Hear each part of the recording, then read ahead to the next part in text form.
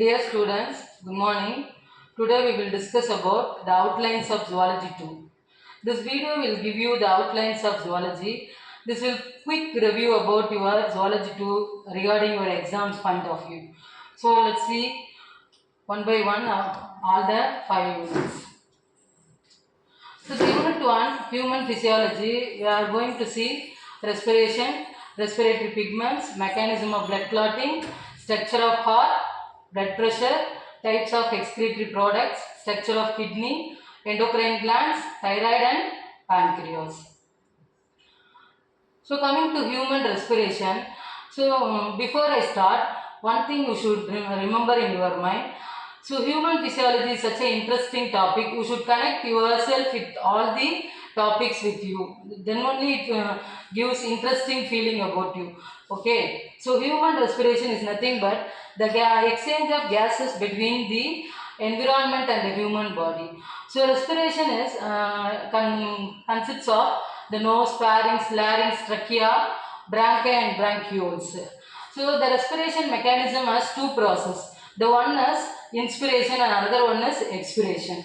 So inspiration is nothing but inhaling the environment air with O2, and expiration is nothing but exhaling the CO2 during the expiration. So the respiratory tract from the nose to the bronchioles is lined by the mucous membrane and cilia. The mucus and cilia act as additional filters. Behind the nose lies the pharynx. There are two passages here, one for food and other for air. So we have one air pipe and one food pipe. That is called air pipe is called larynx and another one is called pharynx. So the larynx and pharynx work together, and sometimes if you inhale the air, that time the epiglottis will close the food pipe. At the same way, while we heat food, that time the epiglottis will close the larynx. Then only the collapse will be avoided. The lungs are the pair of spongy organs lying in the chest cavity formed by the ribs. The actual exchange of gases between the air and the body takes place in the capillary covered alveoli inside the lungs. Here oxygen from the air in the alveoli goes into the blood and the carbon dioxide in the blood goes out. The oxygen binds the hemoglobin molecules present in the red blood cells, that is RBC, and is taken to different parts of the body.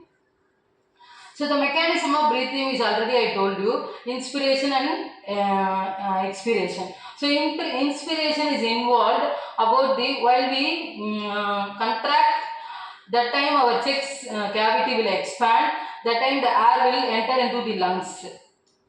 During expiration, the relaxation of the pharynx and the abdominal muscles will give you pull out the air from the lungs throughout outside of the mouth, outside of the noses.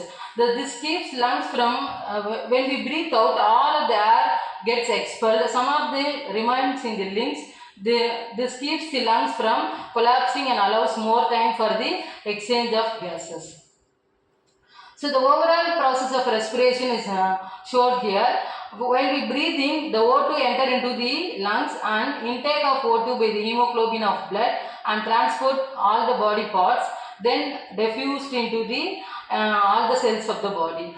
During expiration, the CO2 diffuse out through the cells, then into the blood into the lungs, and finally expelled out to the CO2 through our nostrils.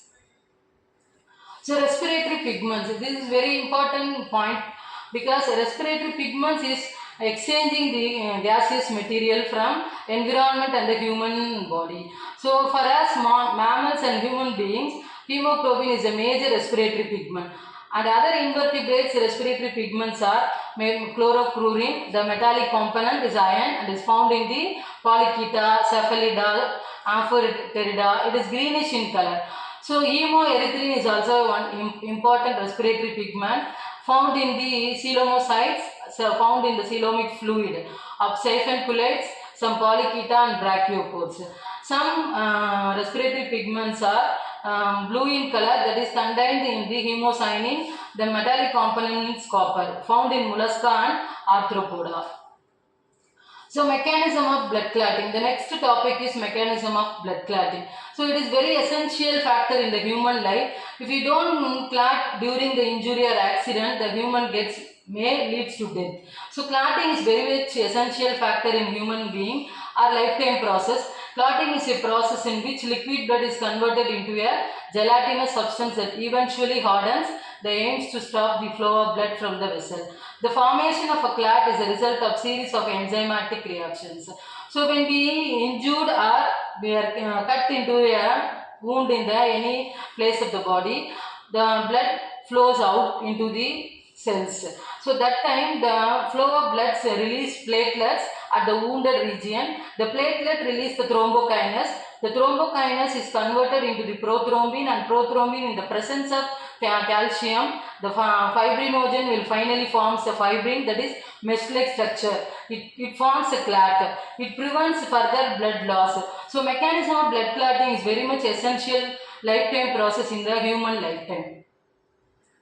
So 13 important clotting factor is very much essential for the coagulation. Also I am telling clotting is otherwise called as coagulation. These 13 factors are very much essential for coagulation. You should keep it in that. So next topic, structure of heart. So heart is very much essential, you know. Heart is a muscular pumping organ. It looks like our fist. If you close your hands means you look like a fist shape. That is the structure of heart. So heart has generally 4 chambers, 2 auricles and 2 ventricles. Right auricle and left auricle, and left ventricle and right ventricle. So these 4 chambers are separated by the right atrium, and the left atrium are separated by the auriculoventricular septum, and auricles and ventricles are separated by the auriculoventricular septum. So bicuspid is divided by the left atrium and the left ventricle. Tricuspid is separated by the right atrium and the right ventricle. So in the heart, the pulmonary aorta carries generally arteries or carries the oxygenated blood from the heart to the other body parts. Likewise, the veins are carrying the deoxygenated blood from the body parts to the heart. Exceptionally, pulmonary artery only carries deoxygenated blood to the lungs, and there they purified the blood and it takes return to the left atrium. So this is how the structure of heart functioning. So functions of the heart means controls the rhythm and speed of your heart rate, maintains your blood pressure. Your heart works with these body system to control your heart rate and other body functions. So importantly, sinoatrial node is very much essential in the beating of the heart. So there is one region present in the right atrium corner, sinoatrial node. This is only begins your heartbeat. If it fails to begins, your heart may collapse. The patient may get myocardial infarction. So sinoauricular node is very much essential part in the structure of heart. You should keep it in that. So next, coming to blood pressure. So blood pressure is the force of blood pushing against artery walls as a heart pumps blood. It's usually measured as 2 numbers. Systolic, that is contraction of the ventricle. During contraction of the ventricle, we will calculate the systolic pressure, and diastolic, relaxation of the ventricles, which indicates the pressure when the heart beats and when it is rest. That means while heart beats, we will calculate the contraction, that is systolic. While at rest, we will calculate the diastolic, that is relaxation. So normally the ideal man blood pressure is generally 120 by 80 mmHg. So some patients may get more, 130, maybe 140. It means they are hypertension. So we will maintain our ideal blood pressure with our daily routine lifestyle or food habits. We will not change anything. So we will maintain ideal blood pressure for the lifetime. So types of excretory products. So it is next important part is excretion. So excretion is nothing but elimination of the nitrogenous waste from the human body. If we not eliminate properly, we will get more toxic substance accumulated in our body. It may lead to death. So excretion is also a very much essential part in the human body. So the type of excretory product, based on the excretory products, the animals are categorized into three different categories. I didn't mention here, but you will keep it note on that. So if the animals excreting the urea, the animals categorized into uricotelic organisms. If the animals excrete uric acid, the animals categorized into the uricotelism. Likewise, ammonia it may excrete, it called ammonotelic organism. These three very much important, you should note it. Water is an excretory product. Amino acids are excretory product in some mollusks and echinoderms. Guanine is an excretory product in spiders, reptiles, mammals and earthworms. Creatinine is an excretory product during protein metabolism of animals. Indicators of kidneys health. If the patient releasing creatine in the urine more level, that is more than ideal level, it means the kidney is not good in condition. So the patient excretes creatinine in the urine, it indicates the kidney is not good in condition. So it is an indicator, the patient should beware of that. Okay. So structure of kidney means if I said what is excretion. So for the excretion, kidney is a major important organ to take part in the excretion. So kidney is a pair of bean-shaped organs that are found high in the back of the abdominal cavity, just below the ribcage on either side of the spine. The right kidney is slightly lower than the left because of the liver presence. It is divided into dark outer area called cortex and inner colored area within the medulla. There are between 10 and 18 renal pyramids, triangular structure which have a striped appearance. So the appearance because of the renal tubules and associated blood vessels, renal cortex and the pyramids make up the renal parenchyma.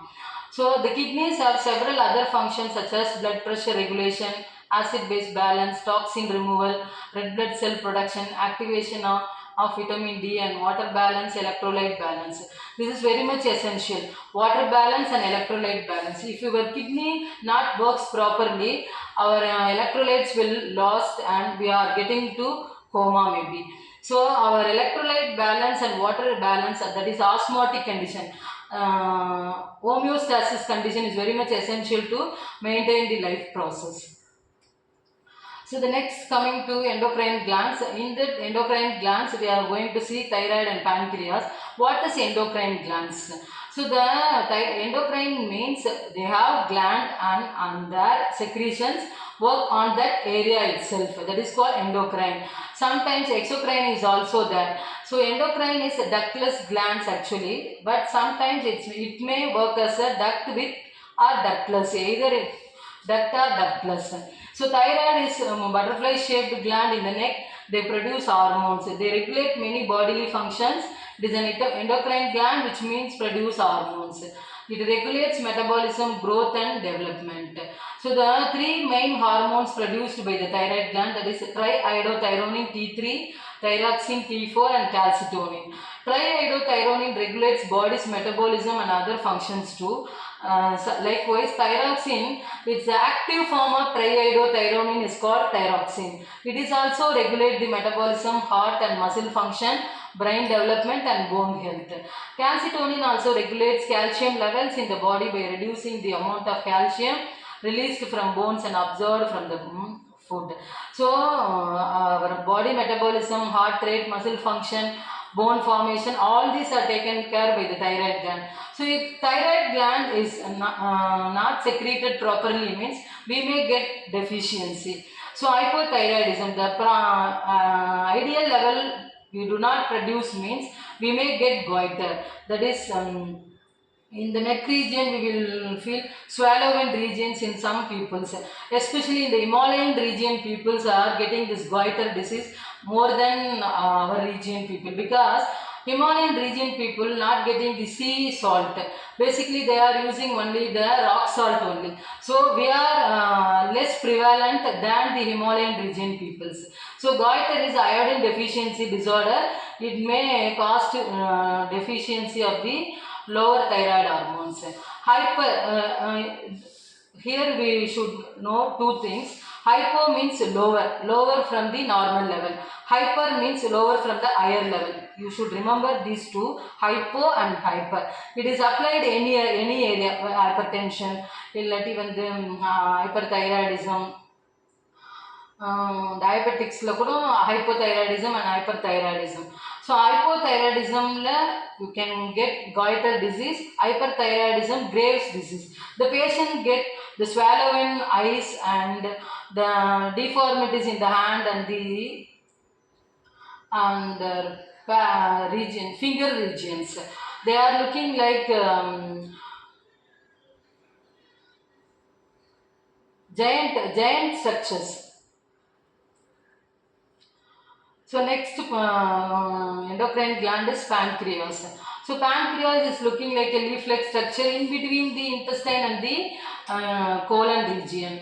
So it is very much essential to regulate our insulin and glucagon levels. Pancreas is part of your digestive system and your endocrine system. Your pancreas is a dual organ like factory with two production lines. Enzymes help with the digestion exocrine system. Hormones to control the amount of sugar in your bloodstream, endocrine system. So the pancreas secretes insulin and glucagon. That is, alpha cell secretes the glucagon and beta cell secretes the insulin. So insulin is very much essential to control our blood sugar in the sugar level in the bloodstream. So if you not secreting insulin properly, the patient may get diabetics 1. So type 2 diabetics and type 1 diabetics are caused by the insulin deficiency. So hyperglycemia, high blood sugar, and hypoglycemia, low blood sugar. So both are the happen simultaneously, either insulin or glucagon. So the next unit 2 covers the developmental biology, gametogenesis, fertilization, cleavage and gastrulation. So it is a unique series of structures they given in the syllabus. First, what is the gametogenesis? So gametogenesis means the formation of the gametes. Spermatogenesis means the formation of spermatid or spermatozoon in the male organ. Oogenesis is the formation of the ovum in the female organ. So spermatogenesis is a very much essential process in the gametogenesis process. There are three steps in that. One is multiplication phase and growth phase and the maturation phase. So in likewise, oogenesis also multiplication phase, growth phase and maturation phase. Only difference is oogenesis in growth phase is very much essential than spermatogenesis, because oogenesis, the growth phase is nourishing the embryo. So the yolk formation and the deposition of the yolk, we call it as vitellogenesis and pre-vitellogenesis. These two processes is very much essential in the oogenesis than in spermatogenesis. So spermatogenesis and oogenesis are the formation of the gametes in the male and the female. So next, after the formation of the gametes, the fertilization will happen.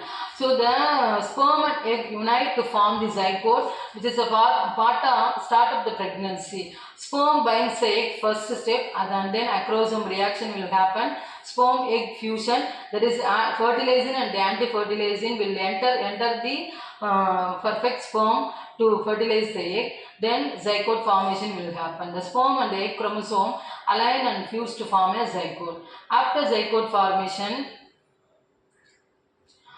the cleavage will happen. So the fertilization will result in zygote. The zygote segmentation, that is multiplication or division, either it is, we can call it as segmentation, division or cleavage. So immediately after zygote formation, the zygote will divide. That is multiplication of the zygote. Then only we get the final adult organism. Okay. So the process of segmentation prepares the groundwork for the future design of the embryo by producing adequate number of cells. Cleavage also establishes fundamental conditions for the initiation of next developmental stage of gastrulation. So the cleavage will happen in many directions. The displanes of division is explained: meridional plane, vertical plane, equatorial plane, and latitudinal plane. This is nothing but the planes where the cleavage will start. That is, the division will start which side. That is only here explained. So the types of cleavage. What is holoblastic cleavage and meroblastic cleavage? The entire egg will divide, means we call it as holoblastic cleavage, and the meroblastic cleavage means the part of the egg only divides for the multiplication. So the after cleavage, the last step of the cleavage will form blastula. So the two structure stage of blastula. After blastula, the gastrula will form by the process of gastrulation. It is a vital stage of development in animals wherein single layered embryo transforms into a multi-layered structure. It is period of major cell and tissue movement, establishes the body plan, sets stage for organ formation. So they are cells rearranging and reorganizing to form the final product of the embryo. The first, the cell movements, the germ layer formation, that is triple layer formation will form germ layers, ectoderm, endoderm and mesoderm. Then body plan. Embryo develops anatomical axis and dorsal and ventral axis and cranial and caudal axis. Symmetry, the embryo retains global left and right symmetry but loses its bilateral symmetry in some organs in future.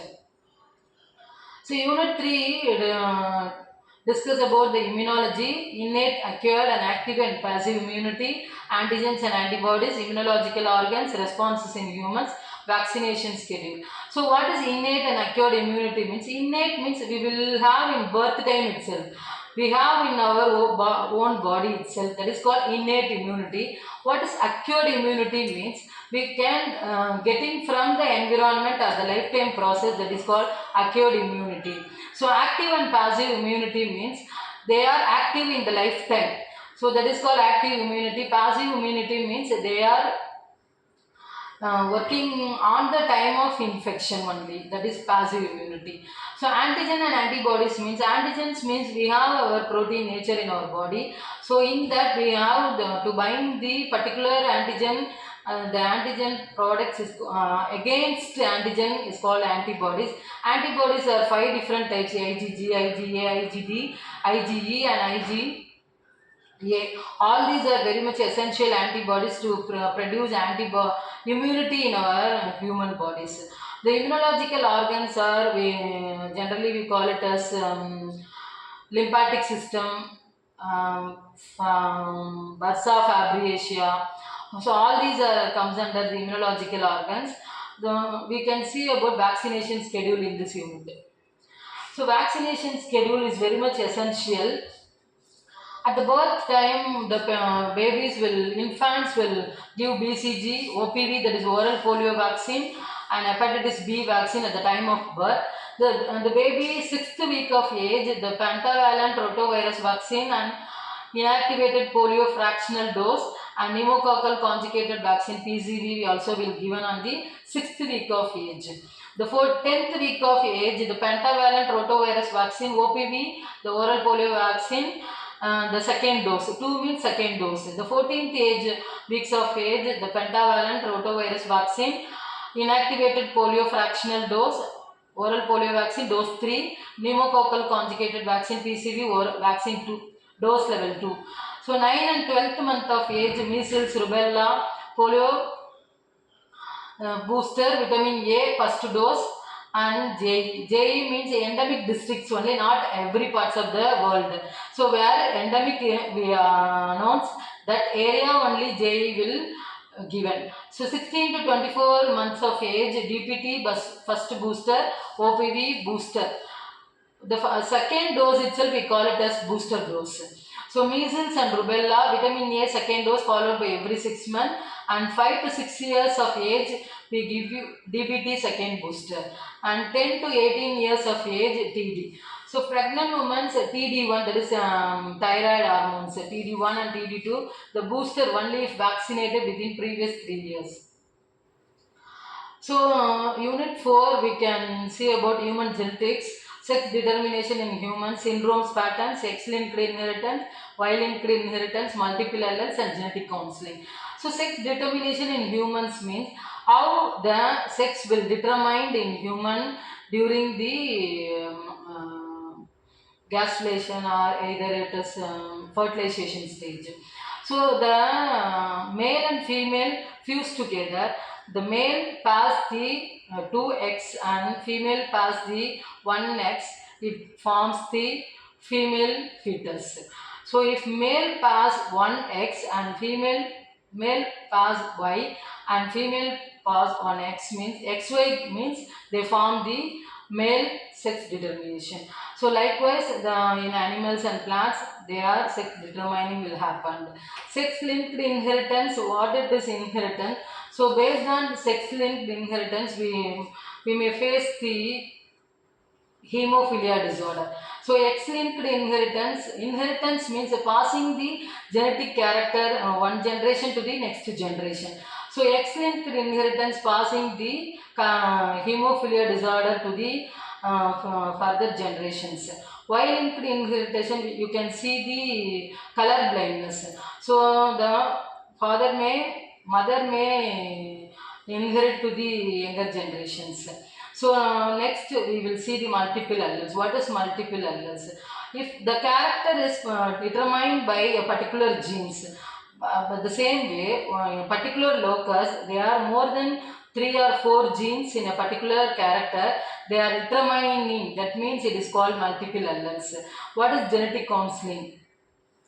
So genetic counseling is important to understanding how certain genetic disorder or disease affect your family tree. So counseling helps you understand the depth of the genetic testing, a method in which DNA is studied, understand the changes in one's biology. So different types of genetic counseling will given to the patients.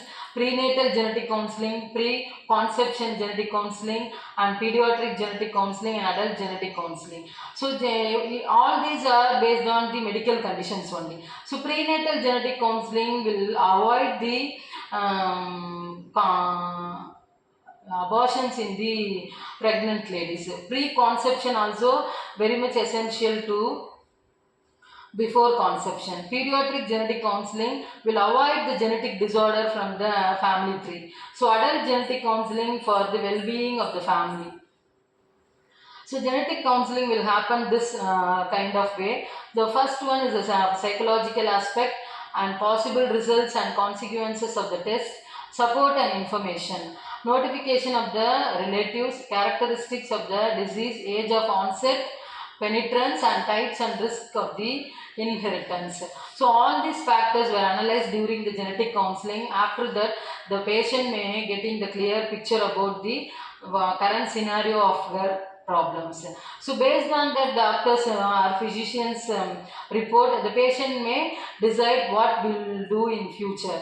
So the very much essential genetic counseling in the aspect of family oriented, also the medical conditions also. So finally, the unit 5 deals with the ecology, hydrosphere and lithosphere, physicochemical parameters, biogeochemical cycles, wastewater treatment. So what is hydrosphere and lithosphere means? The lithosphere and hydrosphere, 4 major subsystems, earth and spheres. The lithosphere, solid outermost part of the earth and made of rock, soil and minerals. And hydrosphere, the liquid water on earth including oceans, seas, lakes, rivers, groundwater and ice. The hydrosphere is important life on earth, connection between the lithosphere and the hydrosphere. The water cycle connects the lithosphere and hydrosphere. The water cycle includes evaporation, sublimation, cloud formation, rainfall and rivers and streams. So next, coming to the biogeochemical cycles, it is very much essential to maintain the ecosystem balanced condition. So biogeochemicals is very much essential for the cyclical path of the elements from the abiotic system and back is called the biogeochemical cycle. Bio means living organism, geo means water, air and earth. As these chemicals form the components of food, cycles are also called nutrient cycles. So the organisms are built up on chemical substances. They require certain chemicals like nitrogen, oxygen, hydrogen, phosphorus and calcium. So continuously for their survival there is carbon, These chemicals enter into the organism from environment and come out after undergoing changes or without changes. That these elements tend to circulate in a characteristic path from the environment to the organism and back to the environment. So we will going to see about three types of cycles. One is gaseous cycle and another one is sedimentary cycle. In gaseous cycle we will see about carbon and nitrogen. So the cycling of carbon between the biotic and the abiotic system is called the carbon cycles. It is gaseous form. So the main source of carbon is the carbon dioxide. CO2 is present in the air and water. Air is the main reservoir of CO2 content and air is 0.03%. This amount remains constant. So the flow of carbon into the biotic system through photosynthesis and formation of the cell. So in this picture we will clearly see about how the CO2 enter into the biotic system and back to the abiotic system. So CO2 enter into the plants and the plants farming utilize the carbon through photosynthesis, and from the plants it move into the animals through food chain, and animals eaten by the human omnivorous, and humans finally dead into the soil, and so from the soil it remains back to the environment. So this is how the biotic and abiotic will routinely exchanging the CO2 from abiotic to the biotic system. So the steps here we mentioned: CO2 plus water gives carbonic acid, and carbonic acid will change into the carbonate, and finally carbon dioxide will formed. So the flow of carbon into the abiotic systems will explained here. So nitrogen cycle, the cycling of nitrogen between abiotic and biotic system is called nitrogen cycle. This is also a gaseous cycle. The main source of nitrogen is which contains 79% of the nitrogen in the environment. But the thing is, the nitrogen available in the air, that is not directly utilized by the plants. The nitrogen is an important nutrient of plants, but plants cannot utilize free nitrogen from the air. They obtain nitrogen from ammonium salts, nitrites and nitrates. These compounds are formed from atmospheric free nitrogen is converted into soluble salts like nitrites and nitrates.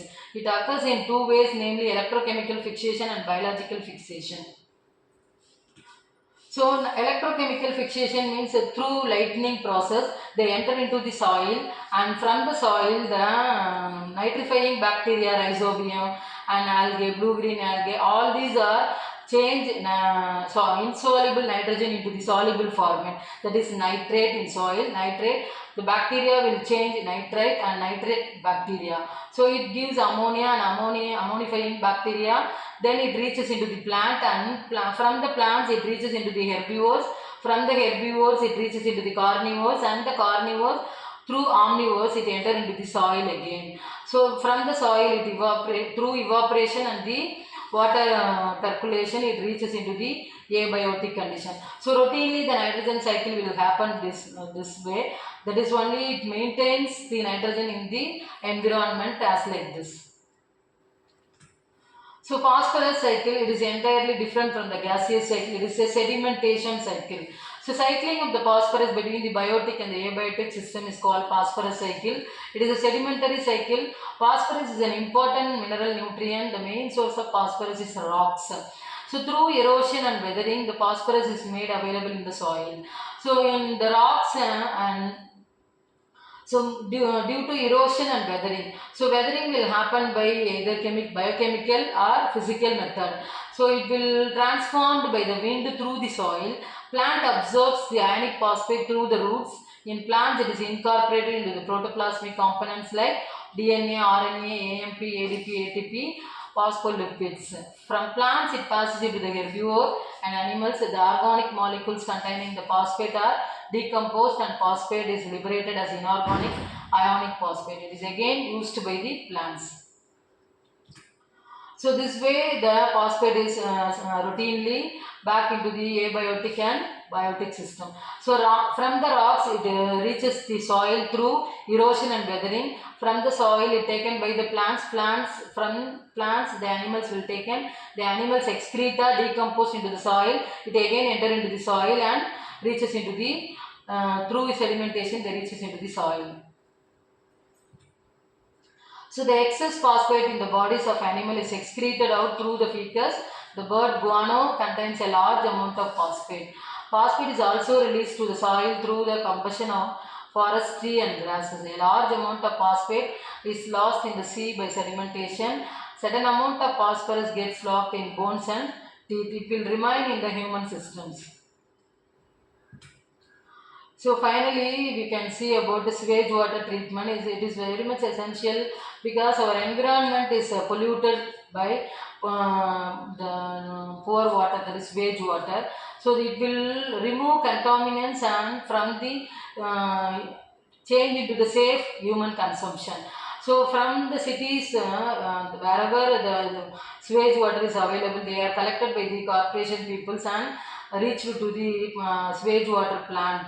So in that they are treating the effluents with the three method: primary treatment, secondary treatment and tertiary treatment. So primarily all the waste are dumped into the tanks.